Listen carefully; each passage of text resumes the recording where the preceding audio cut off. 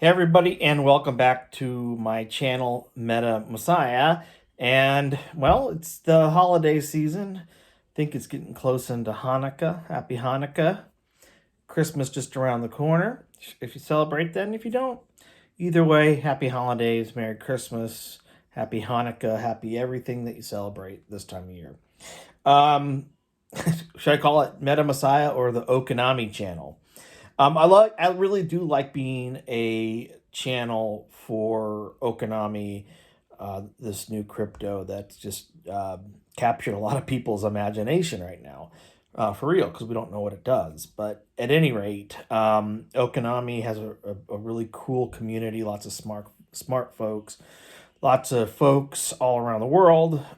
Shout out to the Italian folks who are on YouTube. Grazie.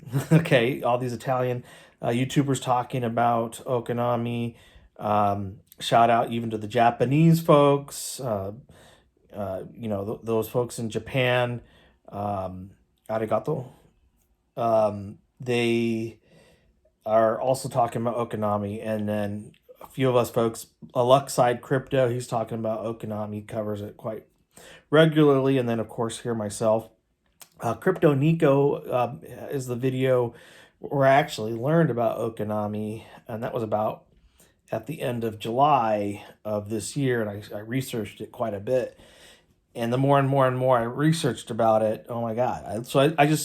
I love being a outlet for Okinami, and thanks to the community, thanks for all the follows and likes, shares. Please support the channel. Subscriptions boost me on the algorithm. Hitting the like button boosts this on the algorithm. Comments boost this on the algorithm. So if you just say something on this video, it can help push Okinami up. If you want to get awareness out about Okinami, you got to support this video, because I am going to be coming out with full conviction that I do believe Okinami is everything that we think it is. And I think that's a big deal, because I'm an extremely skeptical person, but I'm always willing to buy a lottery ticket even. Lots of what we invest in crypto is still risk. And then there's pure gambling. But in this case, I don't think Okinami is a gamble. I think Okinami is a smart bet and a smart play, because in this bear market, it completely makes sense that if this is in fact connected to the Ethereum Genesis wallet, Ethereum developers, all the way up to a friend of Vitalik Buterin, and if you go to my previous videos, you can see there's evidence of this, that the ETH Foundation and the ETH devs very much predicted exactly where we are right now. And with the Shanghai fork update coming March 2023 with Ethereum, which, if you're not aware of what it is, a lot of this has to deal with the staking validators and being able to withdraw, being able to take out your staked Ethereum, which is now what proof of stake Ethereum world is. Proof of stake Ethereum, you have to have staking validators. You get rewarded because you're staking. They have to allow them withdrawal rights. I'm not sure if they'll cap it. I don't know. They're developing it. But the Shanghai update, March of 2023, which is, I think, the confirmed bottom date of the crypto market. It's like they're timing it based on the analysts. Is very clear. A lot of analysts are saying, no, we'll know the bottom about March of 2023. Bottom will be well known. And that's the perfect time for people to dump ETH. And this is the reason why. You'd want them to sell, if they're going to sell in a bear market at its bottom, because people are thinking, well, why would I sell it here? Because we're at the bottom. I'm going to hold it. They may not stake it, but they might put it somewhere maybe ready to trade or to use to buy other cryptos, to pay gas fees. They could just use it. There's no guarantee everybody's going to liquidate, but if they do liquidate, if the ETH stakers, staking validators do sell some. It's okay because that's the bottom. You don't want it to be there, because that just shakes everything out. Then now the shakeout happens, right? Getting all your paper hands out, and then boom, things start to move. 2023 is predicted in the cycle to be, kind of a moderate but good year for crypto. Bottoms in probably through the end of the year.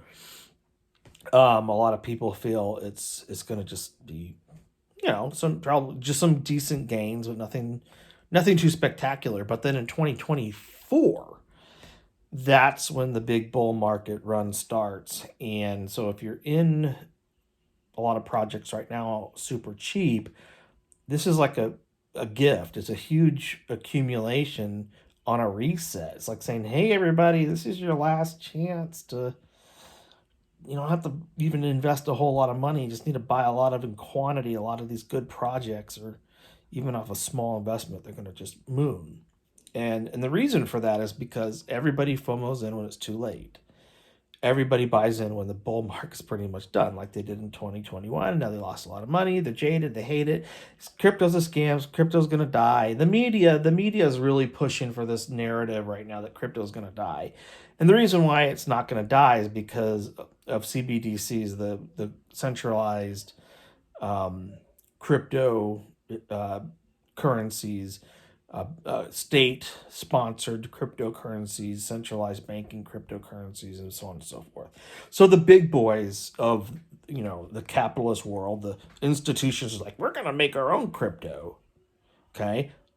That's like your Amazon making a crypto as a huge player. Okay? But then countries like Nigeria right now, have a cash limit withdrawal of $45 like a day. There's a cap. You can only take so much cash out, which severely limits people. The dollar keeps their money stable and then forces people to use the centralized cryptocurrencies.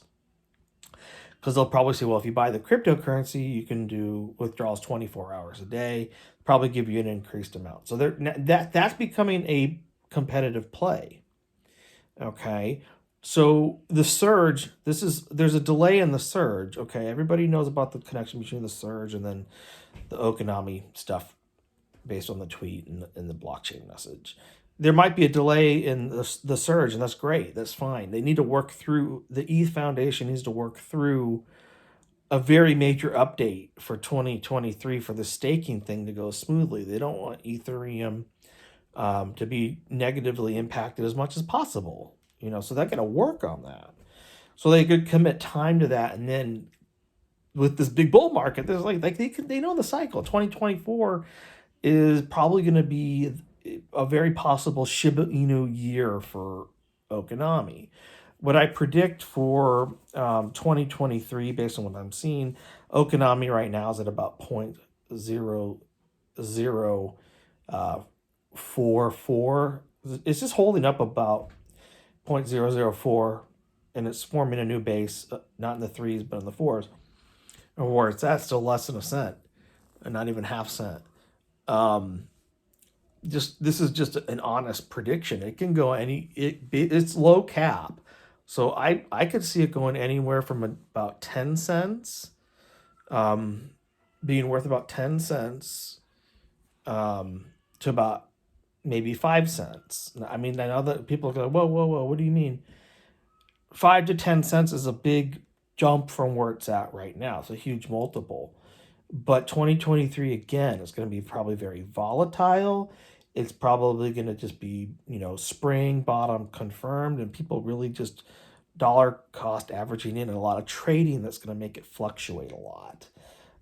There could be a point where it just spikes, and we may see something weird like 20, 30 cents. Very possible. It could go to 20, 30 cents for a short period of time. Then, but if by the end of the year it still holds like a dime, 10 cents by the end of 2023, for all those that bought 1 million coins right now, 2024 very well see $1. Okay. That's very realistic for Okinami to hit $1 in 2024. Follow somewhat the trajectory of Shiba Inu. We've seen price action like this in other And that's just how the bull markets are. Everything seems to check out. The Shanghai fork is going to be really interesting in that update, or Shanghai update, March 2023. But, with one coin in mind, Okinami, with this connection to the ETH roadmap, the surge, the scaling solution that they're anticipating is because of unprecedented buying of cryptos in 2024. So you have to be ready to do 1 million transactions or a second, or whatever their goal is. First it's like 50,000 and 100,000. They just keep going up and up. So how would that work in terms of their scaling solutions? Is somehow a technology with something like Okinami, a layer 2 solution that somehow facilitates lowering transaction costs in some fashion, that facilitates maybe speeding up the transaction. My guess is it could be a combo, or just even if it's just one of those. What if just by buying it and somehow using it in the ecosystem for Ethereum, it makes the transactions accelerate at a much higher rapid pace? Well, you own a very powerful technology in those tokens. And I'd imagine there's going to be rewards for staking it, possibly getting Ethereum. I don't know how all this works technologically, but what if you make a layer 2 solution in which, by buying that particular coin, okay, that by issuance or transactional usage through the blockchain, and moving it from wallet to wallet, whether it's trading or whether it's used for an NFT, for purchase or something. Maybe there's going to be some applicability for NFT purchases. I'm really hoping it's going to be high-end art. One of my goals and hopes for Okinami is that for NFT purchases, that they get Sotheby's and the big art houses. They're already looking at NFTs. They're already looking at crypto. If the huge art houses, what if this is much more classier than we normally see in crypto, and this is a real class act? We're talking people who are highbrow, elitist connected. And Okinami would be using the major art houses, auction houses of the world to transact NFTs of famous artwork, such as even the Starry Night by Van Gogh. If it's the museum's original first color photo, for instance, it could be a special photo. You make it into an NFT, and they sell it, and they say this is going to be considered the official museum's photo, because that's where the Starry Night is held. They sell the NFT, goes to an auction house to raise money, maybe just to raise money for the museum, because they need to raise money too.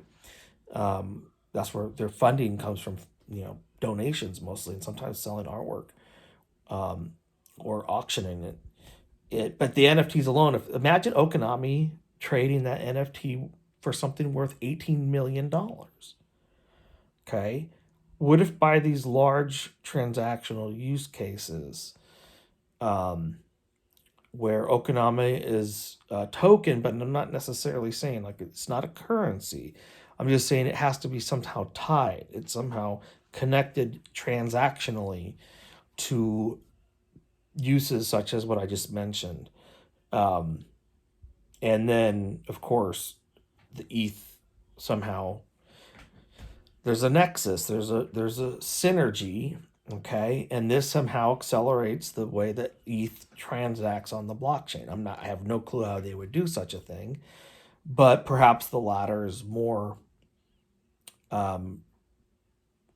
realistic when it comes to, how Ethereum has to go on to this next phase, after the Shanghai update, then you see this other update that comes up. What if it's the Kanagawa? Hear me out. The Kanagawa update.